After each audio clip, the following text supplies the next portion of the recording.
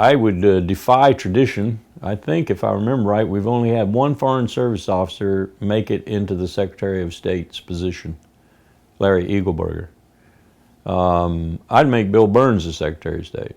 Bill Burns was the Assistant Secretary for Near East Affairs when I was at State. Bill Burns is the man who conducted the secret talks with Oman, in Oman, with the Iranians and got the JCPOA going. I'd make him Secretary of State and put a professional in the job, a professional diplomat. That would be a real break with procedure and protocol, because it's usually a political appointee and not a Foreign Service officer, not a diplomatic specialist.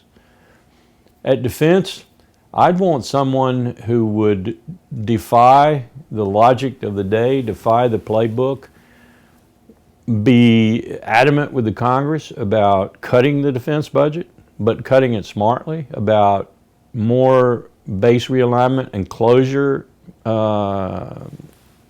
actions so that we shut down some of the almost 900 overseas installations that we have now, costing us $70–80 billion a year to manage and maintain, and close some of the bases in the United States that we still know we don't need. We did this when Powell was chairman of the Joint Chiefs of Staff. We started this, but the Congress has been reluctant to go any further, and DOD wants them to go further to save money.